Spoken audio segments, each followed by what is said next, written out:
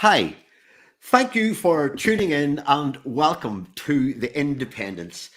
Uh, those of you more keen-eyed observers will know that normally you'd expect to be greeted by the good looks and charm of Pietro Tomaya. Unfortunately, Pietro is unable to join us for this edition.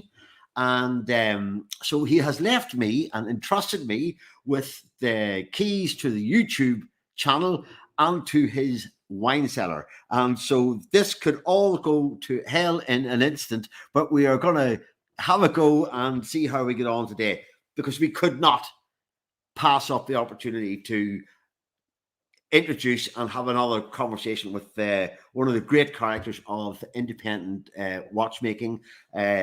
His co-owner of one of the most exciting independent brands, and who have been pushing the barriers and in terms of technical uh, capacity and technical sophistication, as well as having a very distinct aesthetic that stands them apart from really the mainstream brands. So I am very happy to reach across to Biel and to welcome from Armin Strom, Mr. Claude Greisler. Claude, welcome, and thank you very much indeed for joining us today. Thank you for having me. It's a great pleasure. Always is.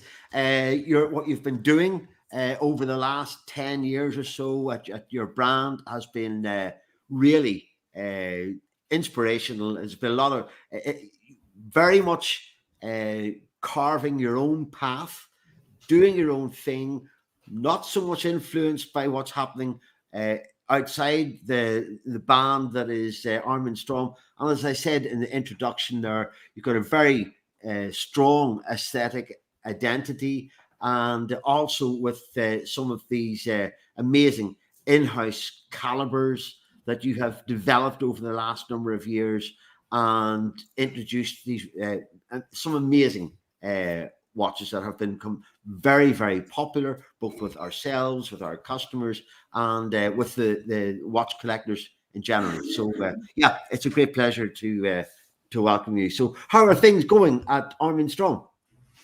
Things are going very good, thank you. We there's a lot of things going on.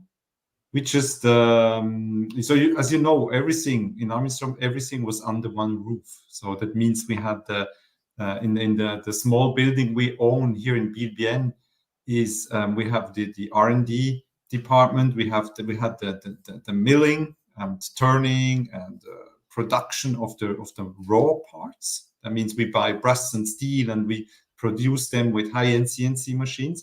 And then we have decoration workshops. We have a lot of watchmakers doing hand decoration. We are very known for a very high level of hand finishing in our watches, and the assembling. And thanks to the demand which we got over the last few years, we were able to expand a little bit. And therefore, we had to move out the CNC machines because we are now running out of space. There's no more space. I think every square meter in the company is taken. So we are sitting, three of us, in the previous meeting room where we have our offices now, because our offices are taken by workshops where the watchmakers do the hand decoration.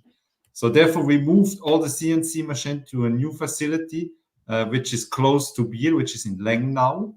Lengnau is actually it's very cool for me because my grandfather and my grandmother, they started their watchmaker career in Lengnau, so which is maybe a 5 minutes drive from Biel.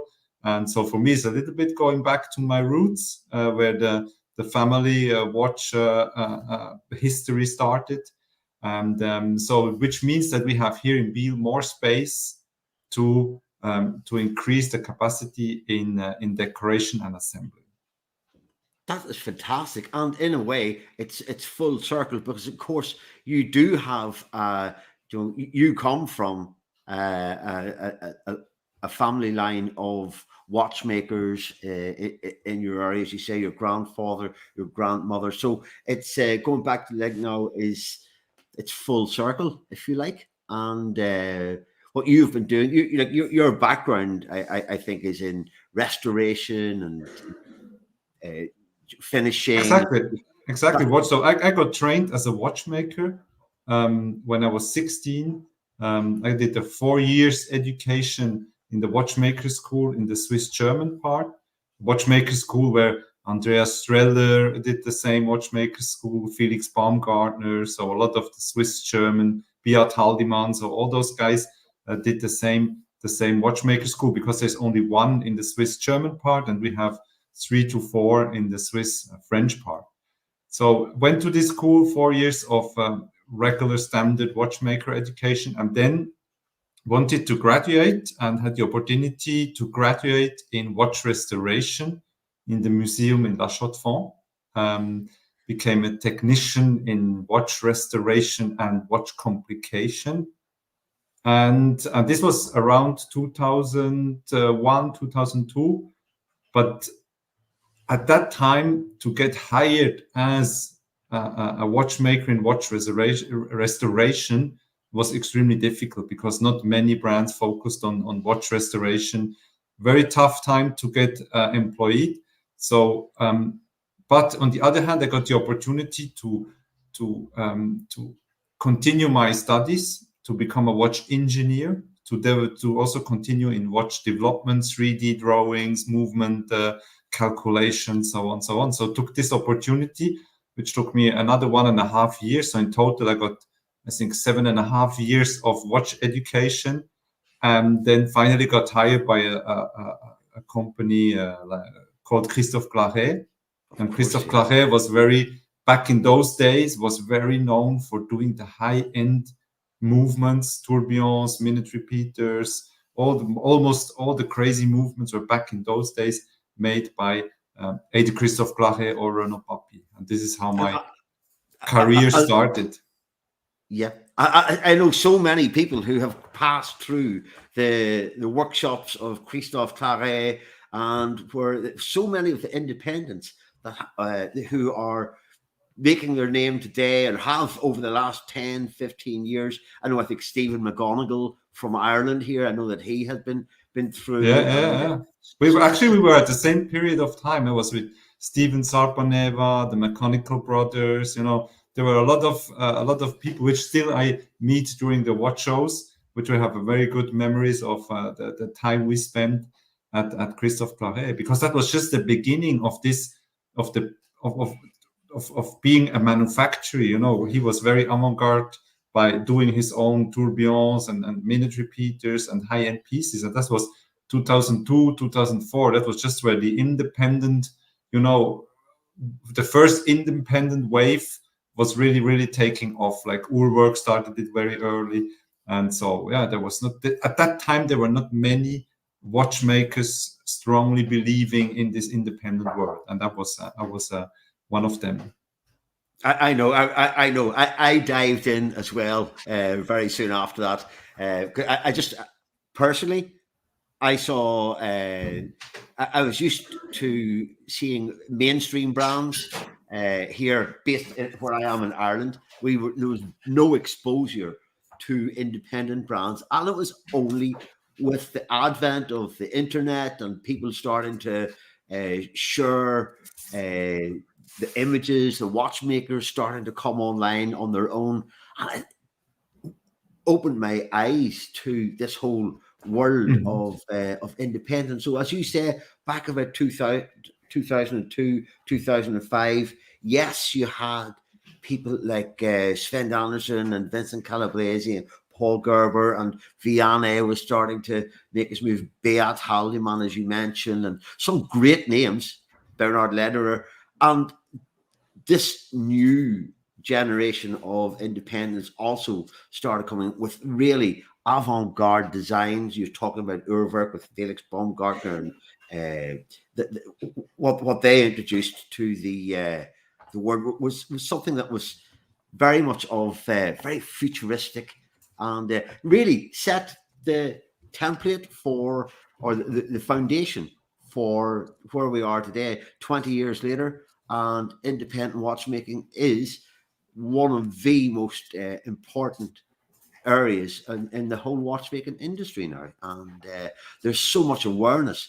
The collectors are aware now more so than they'd ever been before. And so I always look at it that whenever I came into it, independent watchmaking was kind of out there somewhere, and it has gravitated slowly in towards the mainstream, where people who know the major brands are also very familiar with a lot of the independents, such as Armin Strom. And what you have been doing over the last number of years, we'll have to take a look at some of the latest creations, of course, because not too far away, I'm sure 2024 will there'll be new pieces to appreciate. So so what we look at a couple of these pieces first of all, Claude, and then we'll come back and take a look what 2024 holds for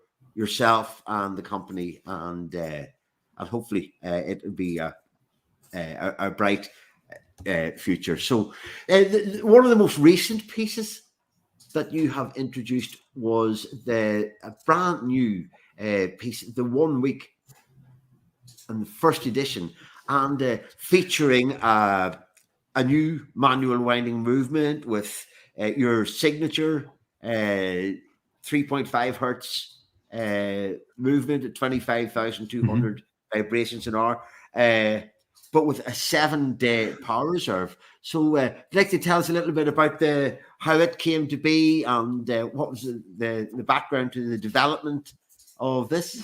Yeah.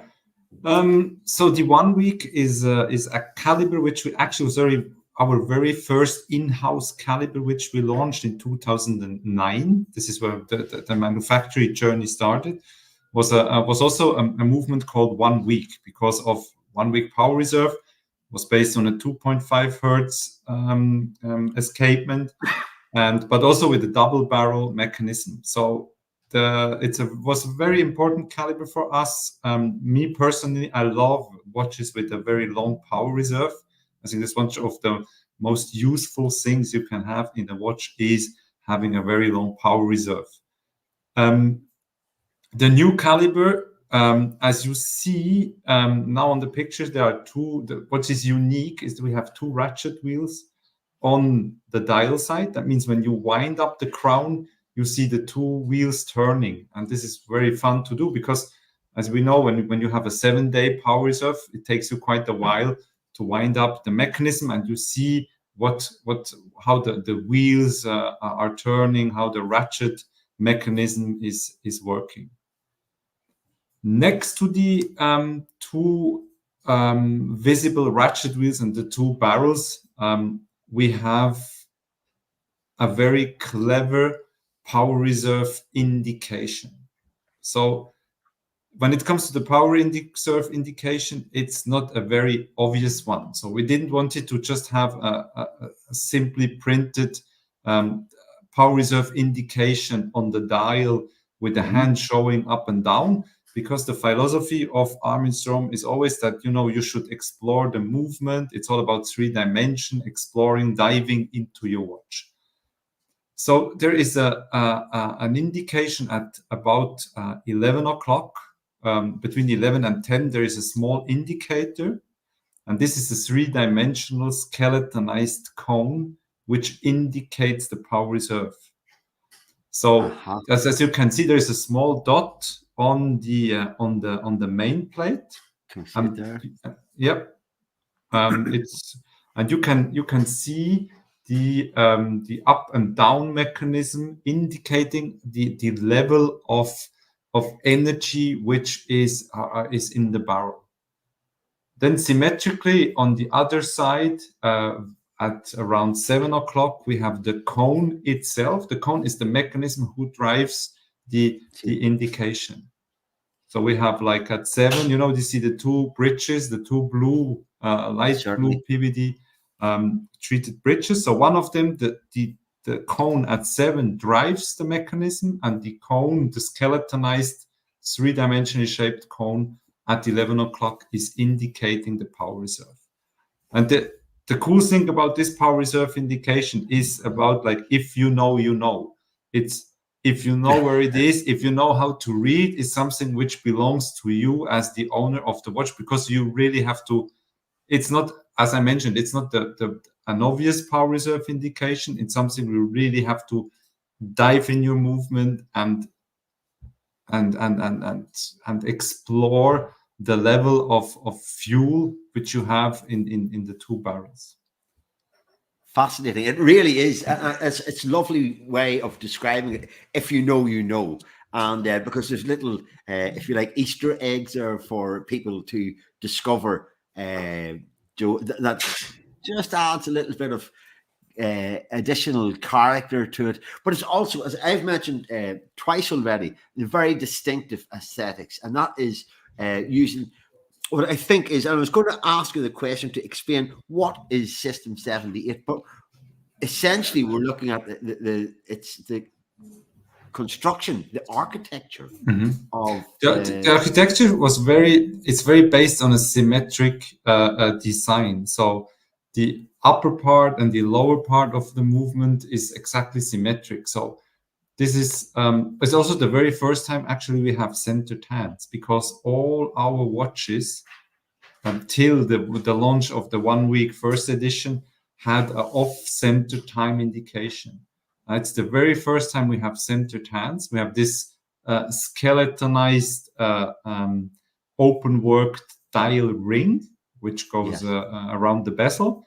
And you have the full view on the movement. So there's a small second indication, which hides a little bit of the mechanism, but it's a very cool detail. That's a bit pocket watch inspired. Small second hands are very cool. And also the mechanism, I think there again, we have my background from watch restoration. I think to have a cone system, which is hardly inspired by what was done on the pocket and marine chronometers, is a very cool future to downsize it and to bring it into a wristwatch. And then combined with the level of finishing which we offer on this skeletonized cone indicating the power reserve, I think that's a very, very cool future of the watch. And on this picture, we see like the hour hand is now pointing to the power reserve indication, where you go at the end of the power reserve, or at the end of the hour hand. You see this cone, like it's almost in the up position. Yes. And now it would, if the watch would start to diswind, the polished section will become a smaller and smaller and smaller and smaller. So this is like, it's a three-dimensional built a power reserve indicator, which belongs to you. You know, it's not an obvious one. It's something, if you have fun by exploring all the decoration details and the movement parts, gear train, so you can really dive into your caliber and you can explore this power reserve indication. Yeah, it really is a watch. It's a head-turning watch, an eye-catching watch that it's with the open work dial, as you mentioned, with the architecture of the mechanism itself, and also with it, because it's not just all for show. There's so much. It's a very technically sophisticated movement. Well, if you've got the motor barrels, yes. Yeah, exactly. Yeah, that became a quite a standard thing in most of our System 78 watches, that we have this motor barrel system. That differs from the standard barrel in which way, Claude? The difference is that we, in a standard barrel, we do wind up. So a barrel has a barrel housing where the mainspring itself sits inside, and then we have the axe, the center part, who winds up the hairspring, the mainspring, winds up the mainspring, and then once the mainspring got fully wound, the barrel itself transmits the energy to the gear train. Yes. Now, so we wind up the most precise part, which is the axe. Is guided the arbor, or how we call it, the barrel arbor, which is guided through thanks to 2 jewels. So extremely precise, low friction guiding, which we actually in a standard barrel only use for winding. This winding is the housing itself on the arbor who transmits the energy to the gear train. So this is not the most precise guided part, and there is way more friction than in between the arbor pivots and the jewels. So what we did, we inverted the construction. So that means we wind up the housing, and once the housing winds up the mainspring, we transmit the energy via the arbor, and the arbor is guided in 2 jewels, so we have lower friction, and the transmission of energy is way more precise than in a standard barrel. It's revolutionary. That's why I asked you about it there. I know I hadn't prepared you for this by mentioning it to you beforehand, but it is actually it's quite revolutionary in that it refines the efficiency, it extends the power reserve, I'm assuming, and also because of this, isn't there a stop clutch? That means that when the energy reserve reaches the phase where it starts to fall off, on the equal force we have on the equal force caliber, we do have such a feature. We have on the equal force, we have a stop work function with a Maltese cross. So now the Maltese cross, for some of the listeners, that's maybe something which doesn't sound new. What's new is Maltese cross, which do prevent the mainspring from completely unwinding and fully winding. So that means they cut off the lower and the higher section of the energy on a hand winding watch. When it comes to flatten out the torque in the barrel. Sure. Now, what was difficult and what's new in the gravity equal force is we combine the Maltese cross with the automatic winding system with our micro rotor. So it's the first ever Maltese cross built on an automatic winding watch. And what was very difficult to do is once the mainspring is fully wound, the rotor will continue his winding mechanism, and therefore we have to decouch the Maltese cross, and that was it becomes a bit difficult, but that's the first ever Maltese cross combined with the automatic winding system, and that's something we also have. We even have a patent on this technical innovation. Trying to see if I could find an image of the graph, because I hadn't actually. I hadn't actually uploaded that, but we have an image of the gravity equal force here, and which again you have that distinctive architecture. You see the micro rotor up just at beside the 1 o'clock position. Yes. Mm-hmm. Exactly. Yeah, it's fabulous piece. But and the micro rotor is I'm very proud of the micro rotor, because just the micro rotor itself is a piece of art. I think if you compare the micro rotor, which is inspired again by my restoration background, so there is so much details, like with the ratchet mechanism, which is built on top of the micro rotor. We have these 2 springs working on the ratchet mechanism. I think there's a lot of details only in this micro rotor. And here we can see now in this picture, we can see when you go, so the micro rotor is the upper part with the finger bridge, and if we go down to the barrel itself, we can see this skeletonized banana-shaped opening, and this is where the Maltese cross is located. So the Maltese cross, as mentioned, is a torque control. Imagine a standard barrel. delivers from a very low energy to a very high energy, thanks to its natural shape. That means that's also something you can feel when you wind up a mechanical a hand winding watch. At the beginning, it feels very, you have almost no friction. Then it becomes harder, and at the end, it gets very, very hard. So what we do, we cut off the upper and the lower section to guarantee that we just transmit a very equal range of torque, which then the benefit is for the escapement, that the escapement works almost with a constant force. So we could say it's a constant force mechanism built on the barrel. Yeah. While you're talking, it just makes me realize that the amount of innovations that Armin Strom have been working on over what is a relatively short time since yourself and Serge assumed the running, the ownership of the company, and that's what we're talking about. Really beautiful technical solutions, and we haven't even got to your the likes of your approach to resonance, which I think we discussed previously. But again, we're here now. We may as well.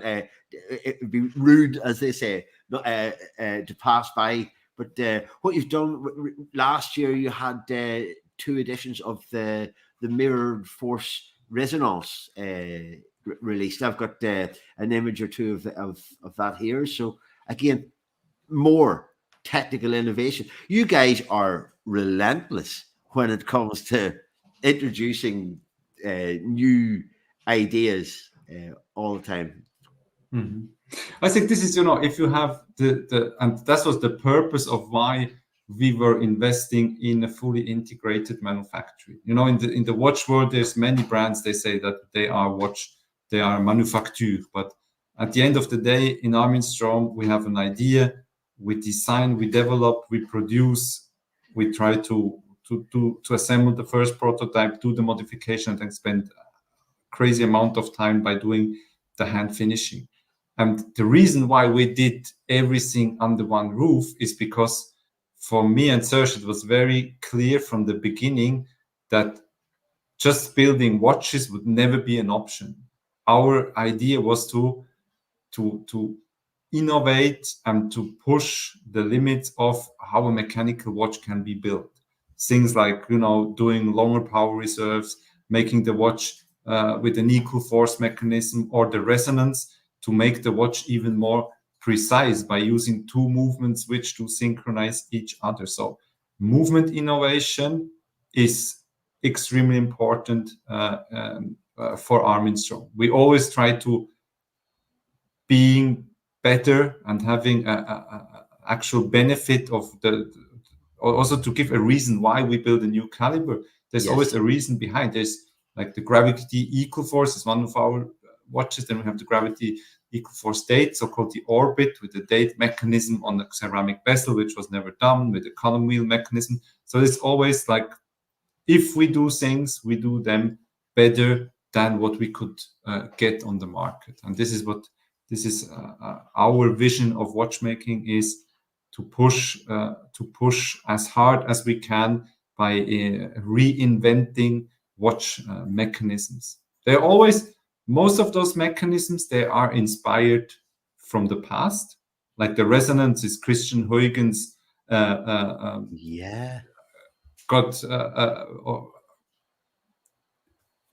took. Christiaan Huygens was the first who discovered resonance with 2 pendulum clocks, because he saw that if 2 pendulum clocks do synchronize, timekeeping becomes more precise. Anti-Janvier, Abraham Louis Breguet, all those famous watchmakers, which were scientists also, they were not, they developed a lot of crazy watch mechanisms. They all worked on resonance. And then in Armin Strom, to having a breakthrough, I would call it a breakthrough, because it's the first ever 100% perfect mechanism to this problem of how can you synchronize two movements to get a better timekeeping out of it. And that's what that also in Armin Strom changed a little bit how we do, how we reinvent mechanisms, because that was a long process from a very first idea to Absolutely. a final product, which is the fastest synchronization between two balance wheels. It's the most stable resonance. Yes. It's extremely shock resistant, and it's extremely accurate. So, and these are some of the shortcomings of resonance previously, is that they're susceptible to shock. They can kind of desynchronize very easily, and it does take a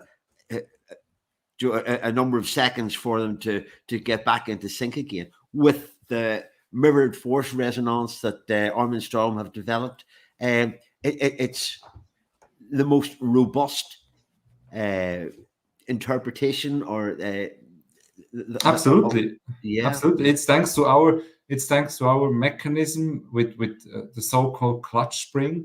And the clutch spring is actually transmits, and that's something which even Abraham Louis Breguet described this phenomenon of transmitting micro vibrations from one balance wheel to the other. And thanks to the clutch mechanism, this is this butterfly-shaped spring which goes around the two balance wheels. This is a spring which allows the two balance wheels and the two hairsprings to perfectly synchronize in between them. In physics, it's also known for the shared mode of motion. That's something which in physics is very known. But there's so many examples where you find similar approaches in physics. But obviously, with all the physics, with all the benefits of whatever I can explain, is one of the most stunning animations you can have on a watch. I'm a tourbillon fan.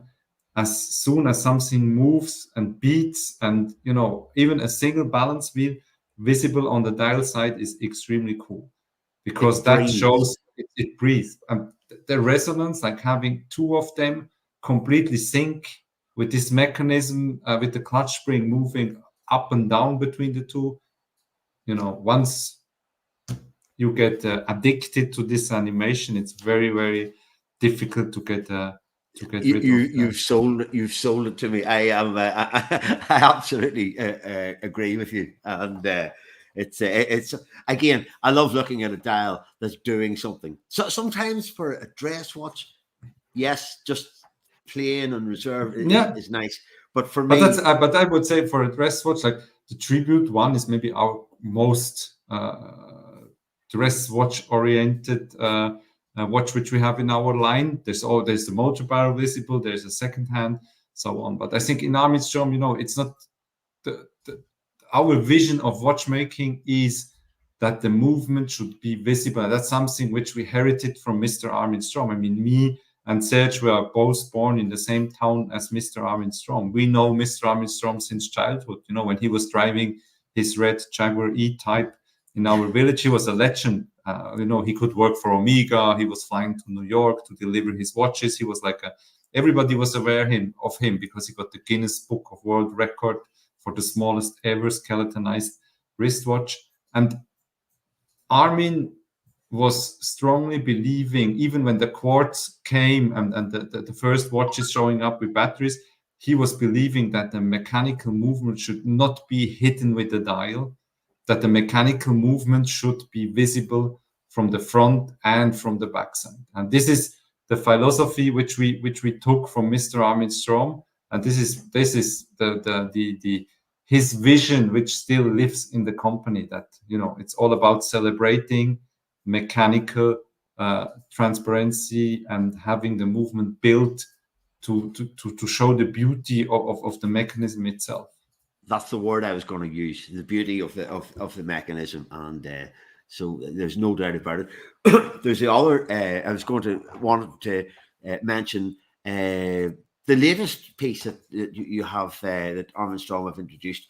It's not the Tribute 1, it's not a new piece per se, but there's a new series of tribute one with Fume dials introduced towards the end of 2023. Again, in limited editions of, I think, 10 pieces in burgundy. 10 pieces each, exactly. So we just got a look at them there. So these are feature Fume dial, but this beautiful brioche also, and that signature of the Armin Strom with the bridge and the barrel. Bridge and the motor barrel, which is visible. Then we have this guilloche, hand guilloche plate. For all our guilloches, we work very close with Kari Voutilainen. Of course. Good friend. He's doing all the guilloche work for us. And with this Fume and guilloche, I think it's a very cool combination. I think this very contemporary design with the barrel visible, the finger bridge. It's an extremely cool piece. It's a very comfortable size. It's a very, very cool. 38 millimeters, yes? Yes, 38, yes. Yeah. And 100 hours of power reserve. I mean, for a 38, that's quite cool. Amazing. And as I say, it has been released in a series, a very, very eye-catching series of 4 editions of 10 pieces each. With, I think we're looking at from left to right, my left anyway, is ocean, slate, sky, and burgundy. Exactly. Yeah. And so this is a celebration of the tribute one and the AMW 21 movement again, yes? Absolutely, yeah. It will be this will be launched in it was launched in November. It was I would say a extremely good launch for us. We got a lot of requests, and it was extremely successful. Fantastic. Unfortunately, limited to 10 pieces each because of the annual production is still very limited in Armin Strom. We only can do a certain amount of the Tribute 1 because the Tribute 1 is also a bestseller if it comes to price versus value relation. A very, very strong product. A lot of hand finishing, even the backside with the Geneva stripes, 3-dimensional escapement bridge, 3/4 main plate. So very, very cool product.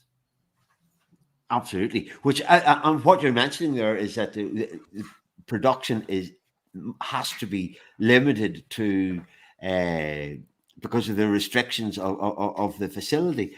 But as you hinted at the beginning of our conversation, there are big things happening in Armin Strom. That you mentioned that the new CNC room and developing the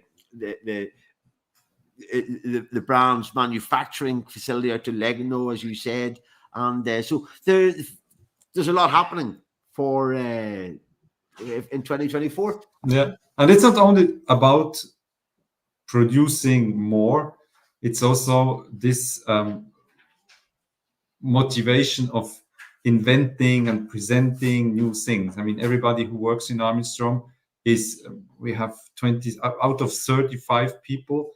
We are 27 watchmakers, and I think even during lunchtime we talk about watches. In the evening we talk about watches. So it's all about, and everybody is fully excited and wants to push things further.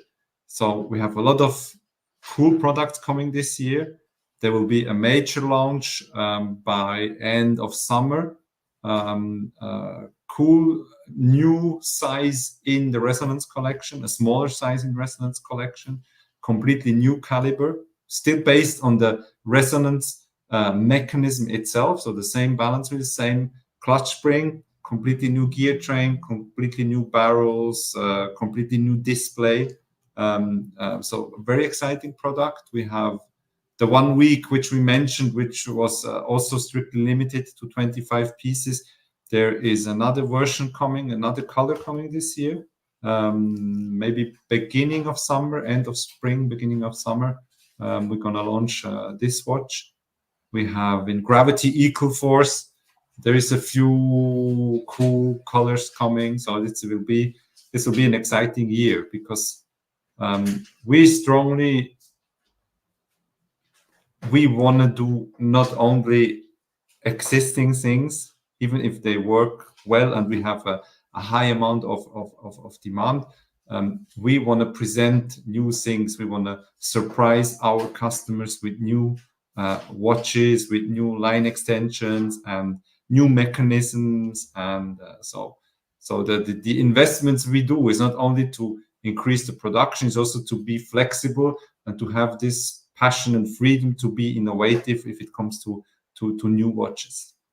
And so increased focus on research and development and for, if you like, future-proofing Armin Strom and setting up a coherent line of production ideas that are coming on in the years to come. It's I don't know if that makes sense, but to me, it's a roadmap for the future. And so it's been it's absolutely fascinating. And I have to say, from my own point of view, every time we join you, Serge and Manuel in Geneva, it's always wonderful to see the pieces, because the whether it's the technical aspect or the colors, the aesthetics, Armin Strom, they're one of those. You are one of. I said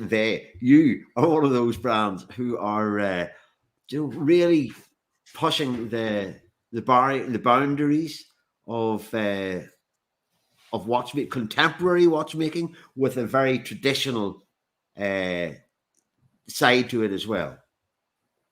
Absolutely, yeah. I think our roots is watch restoration. Is we try to prevent the tradition of how watches should be built. If it comes to hand decoration, hand finishing, there's a lot of traditional watchmaking involved.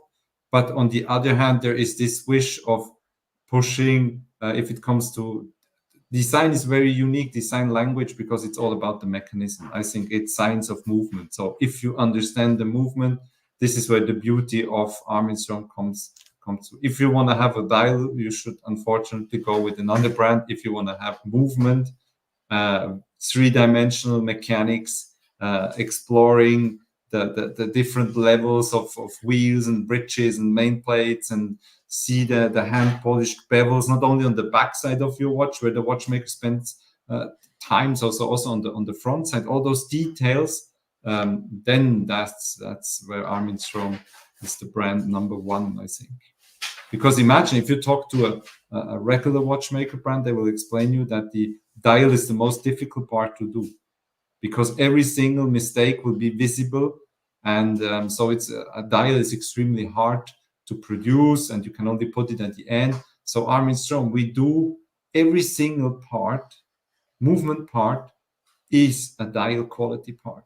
That means if there is a little scratch on the bevel, it will be visible. If there's a little scratch on the wheel, it will be visible. So all the parts which are hand decorated, assembled, they have to be perfect at the end to be encased, to be put in the case on the watch.